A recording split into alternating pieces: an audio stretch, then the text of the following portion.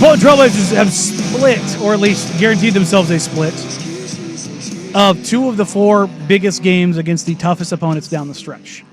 They get the win against the Memphis Grizzlies. They get the win against the Denver Nuggets. 2 games. They had to win 2 out of the 4, basically, to give themselves any sort of chance of making the play-in.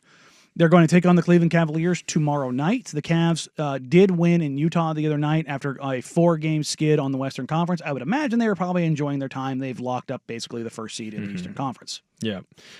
When I look through this schedule right now, and you look at where they're at, they're, 2.5 games out of the play-in with the Suns and the Mavs. And both teams seem to want to get in. The Suns have to. The Mavs don't necessarily have to, but they're bringing all their bigs back. Where do you put the percentage chance for the Blazers? So the math on this right now is that the Blazers are more likely to end up with the 8th overall pick, or I'm sorry, the 8th best odds than they are to make the play-in. That's where the odds actually have them. Gotcha. The math does. Okay. That hurts a little bit. It does if you're looking at It's a BYU elbow to the groin. But it doesn't factor in kind of what we've seen from some of these teams recently. And that is Memphis without John Morant, the Nuggets without Nikola Jokic. You don't know who's going to play for the Cavs. Remember, Donovan Mitchell didn't play for the Cavs when the Blazers went there on the road on their 7-game road trip, and it's a game that goes to overtime. Right. When the Blazers, like I've talked to the players about that game, and it's one that sits with them. They all believe they should have had that game.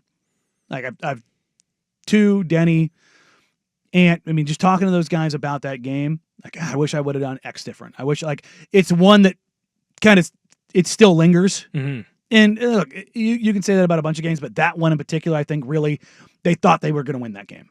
Mm-hmm. But you take a look at the standings right now in the Western Conference, okay? And this is where it matters, okay? Joe Simons, who does the post-game show with me and did it before on NBC on Outsiders, one of the things that drove him crazy is anytime we were talking about playoff seeding, the thing that I always say is you don't look at the wins, you look at the losses. Because once you're to a certain number, the other team has to lose those games to meet you. Right. So even though technically the Blazers are only 2.5 games back from the Phoenix Suns, they're 4.5. Because of the losses. Because they have 40 losses to the Suns and Mavericks 37. And now I give them the half game because of the game played differential, right? Right. And the reason it's 4 and not 3 is that they do not have the tiebreaker with either team. So they can't end up tied with them. They have to pass them. So it is essentially a 4-game difference with 10 remaining. So if it's a 4-game difference, you're not catching them. Not just that, just like the math. The math alone says that if let's just say that the Suns for this purpose have 10 games remaining.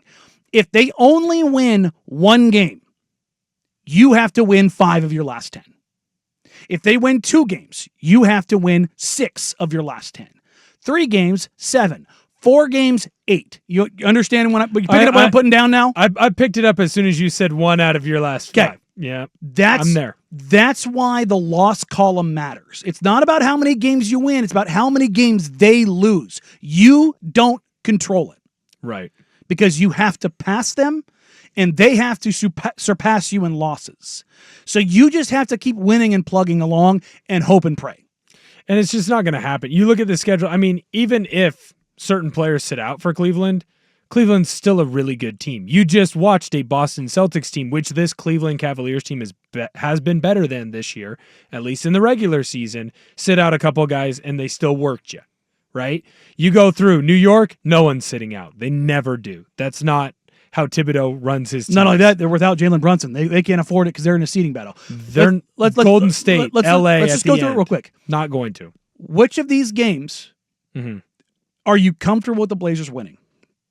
Tomorrow against Cleveland? Nope. On the road against Sacramento? I'd like to hope so. Okay, that's 1. On the road at New York? Nope. On the road at Atlanta? I'd like to hope so. Okay. At Toronto? Yes. At Chicago? I'd like to hope so. Okay. Spurs at home? Again, I'd like to hope so. Okay. At Utah? I'd like to hope so. Okay. So you close the seat. That's 6. 6. You're probably getting You'd like to hope you get 6 out of the 10. You have 2 remaining after that. Golden State and Lakers. You're not beating them because they're in a seeding battle and everyone's going to play, especially with the Lakers because they have to get used to playing. Especially with the Warriors because they're trying to avoid the play-in. That's right. They're in that 5, 6, 7 range right now. See, I was thinking with the Lakers because how much time have Luka and LeBron really got together? LeBron needs to ramp back up, and they didn't look good on Saturday night against the Bulls. That Bulls team beat the brakes out of them, and the Bulls are pushing for the play-in. Which is honestly why I hesitated there, because you're getting the Bulls at the end of a 5-game road. Yes. So, 6 best case, and how many times have we seen it in the NBA where it's like, man, that team just hit every 3-pointer they shot. That's what happened for them last night. I know, but where a worse team beats a better team. That's what I'm saying with the Bulls and the Lakers. Oh, sorry, I thought you were talking about the Celtics. I mean, Kobe White was just named Eastern Conference Player of the Week because over the last week he averaged 30 a game. He was awesome. I mean, Giddey was 2 steals away from a quadruple double in that game. So there is you're probably more looking at a best case scenario, not a 6-10, a 5-10. 5 out of 10. And so that now you're hoping and praying they win 1. That not just that, the Suns win 2 games. It's not happening. That's a tough ask. And then throw in that the Dallas Mavericks are rushing Anthony Davis back. He could play tonight. He has been removed from out to doubtful against the Brooklyn Nets. Daniel Gafford and Derek Lively are doing rehab stints with the Texas Stars, their G League team. This is the ultimate, I've lost $100. I'm going to go to the ATM and pull out 100 more. It is absolutely insane what they are doing. I don't understand. They're doubling down. They're on tilt, Danny. This is something that we've seen before. We've seen it at the casino where you go, I don't want to be that idiot. Yes. Trying to make up everything that you lost. I lost 100. I'm going to go to the ATM and pull out 200 and come back. And get it back. That's not responsible gambling. No. That's not what we promote here. No, absolutely not. So, look, it's still mathematically possible, but there's also another thing you need to consider in those back-to-back games, and they aren't technically back-to-back. It's April 4th and April 6th. Against Chicago on the road, come home for a day, play the Spurs. Those are also the 2 teams that are just behind you in the standings. Right. If you're talking about getting a potential pick and moving up in draft. Could that be a spot where someone has knee tendonitis?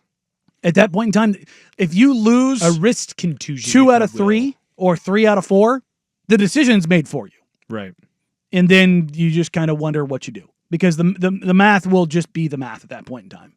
And it won't. And again, it does unless the Blazers go 10-0. And even then, they don't control their own destiny because of the loss column. It just is what it is. So that's where the things stand with the plan.